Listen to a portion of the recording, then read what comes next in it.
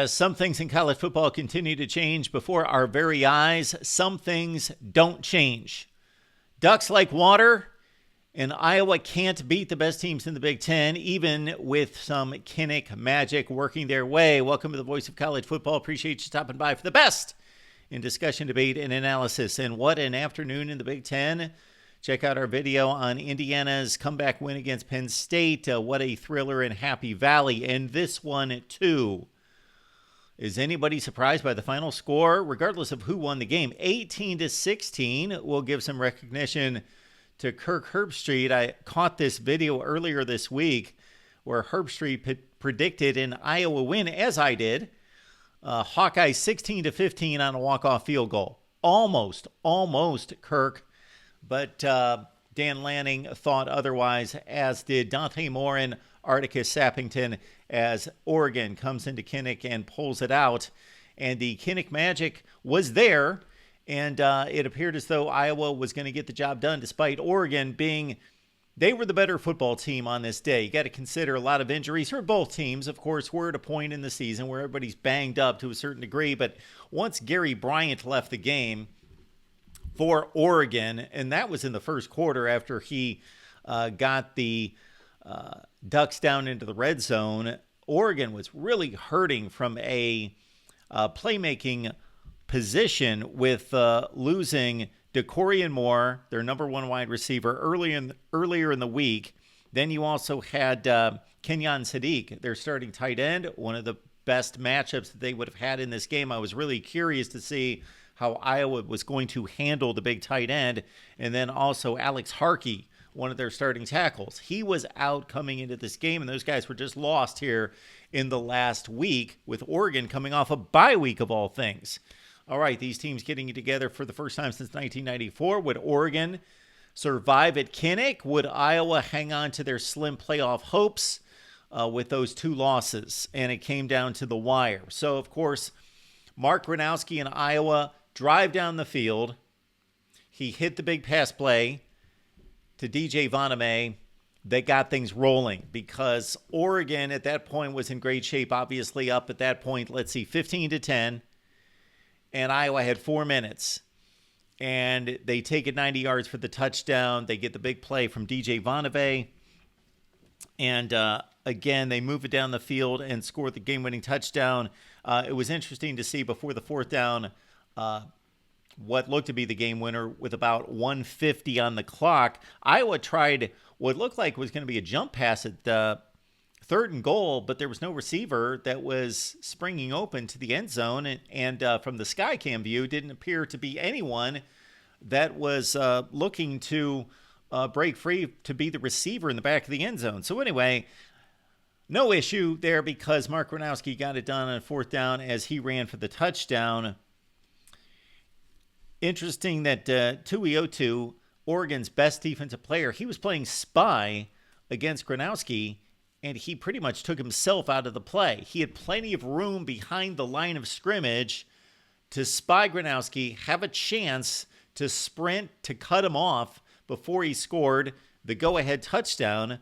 But Tuiotu, for some reason, got himself clogged up in the middle and pressed the line of scrimmage too hard and got clipped by a teammate. So Gronowski scored an easy touchdown, and Iowa led it at 16-15 at that point. We saw the two-point conversion. I don't know why there was much controversy on that. It was clear that the receiver was out of bounds when he caught the deflected pass.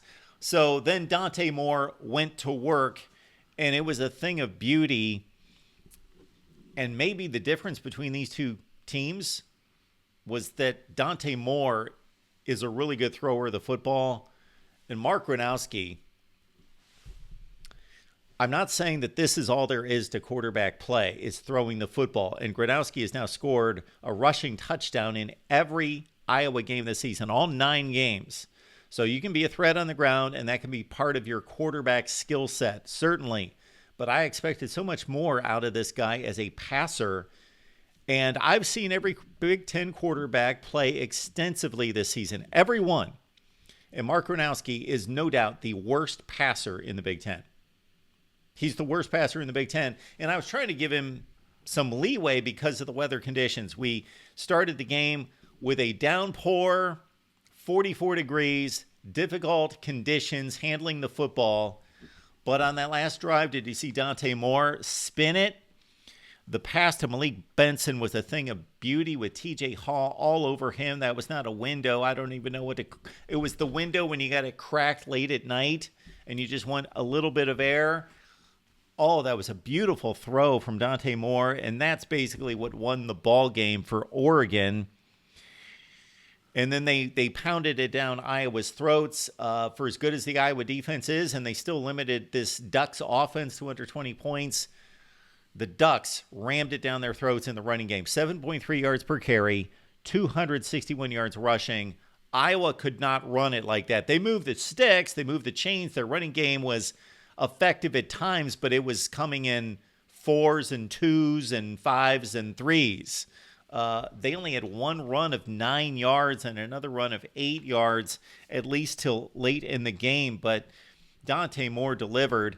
And I made the statement here about 5 weeks ago that after the Penn State win, I sat down for the call-in show and said, my revelation, which is typically revolving around a team or a narrative, a situation, a coaching situation or something that weekend in college football, for me, on that weekend against Penn State in Happy Valley, whiteout conditions, Dante Moore, that we've heard about since being a 5-star recruit to UCLA, getting some spot starts at UCLA, then taking the Oregon job after being the backup last season to Dylan Gabriel, playing all these blowout wins and looking good, but not facing a pressure situation. Well, he showed that he could do that at Happy Valley, and he delivered again on the road at Kinnick Stadium facing that defense, that defensive coordinator, that crowd, those conditions. Give it up to the guy. And Oregon making plays, again, most specifically Malik Benson in the passing game after all those starters were out. They're down their top 4 or 5 receivers at this point. And then Articus Sappington, regardless of how short the field goal is, it's never easy. Those conditions, the hold, the snap, all of that has to be just about perfect. And they get it done from 38 yards. I will question Dan Lanning and the offensive coordinator, Will Stein, for the play call that set up the field goal, because they get it to a 38-yard field goal. They've got time for one more play. I want to make that field goal as short as possible, and they went to the end zone.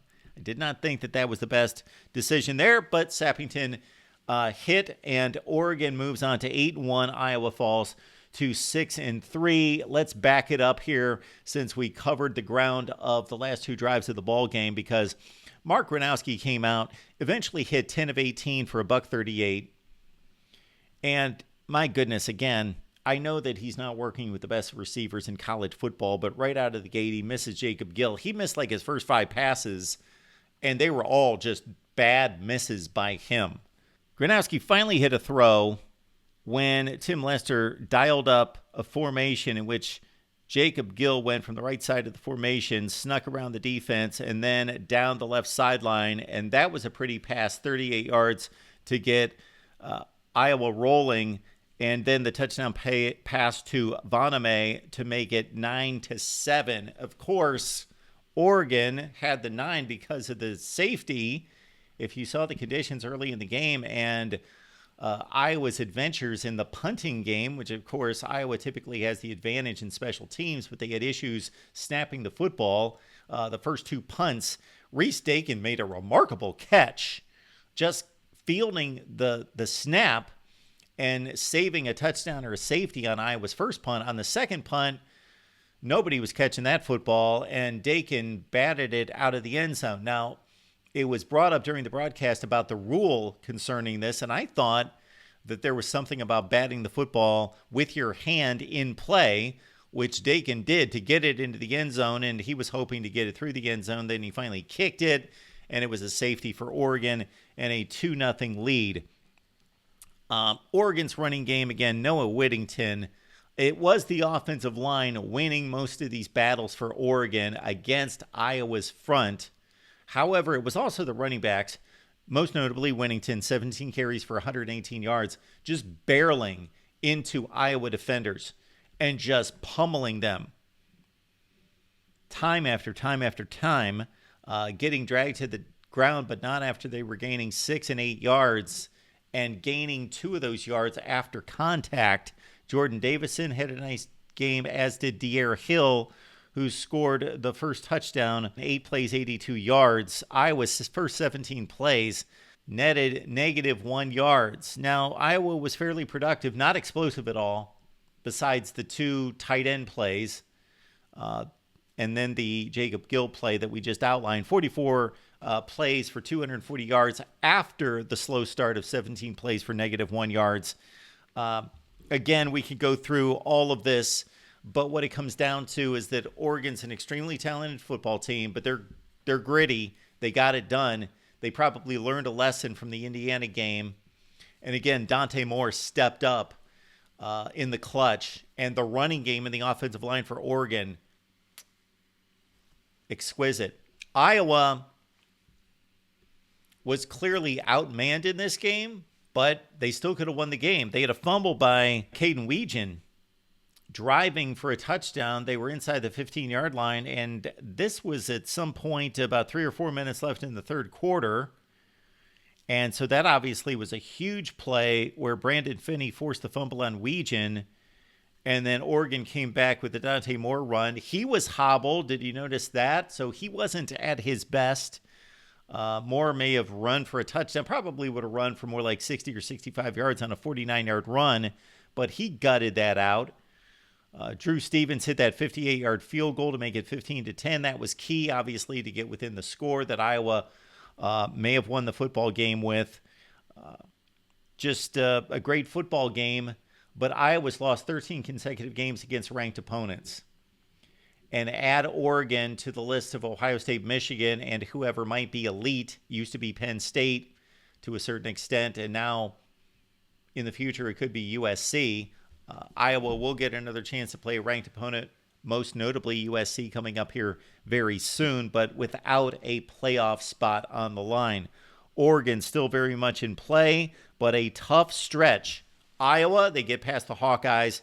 Minnesota, USC, Washington. So still a lot of work for the Ducks. They're an imperfect football team for sure, but if they can get any of these guys that make plays on the outside healthy for them down the stretch, most notably to Corian Moore and now Gary Bryant, that would be huge for Oregon.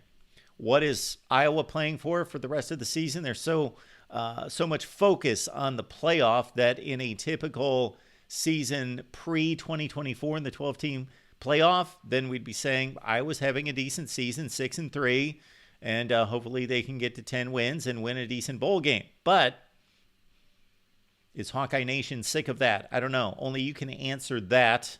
But it is a bit disheartening, and I got to say, there was a bit of me rooting for the Hawkeyes in this one, but it was a great football game. And Oregon gets it done, and they advance. Survive and advance. Oregon gets it done.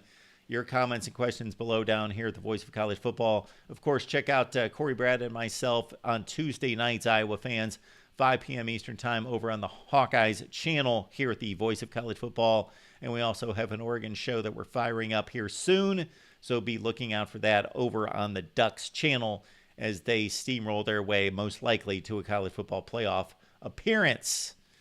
See you next time right here at the Voice of College Football. Give me a call any night, Monday through Saturday.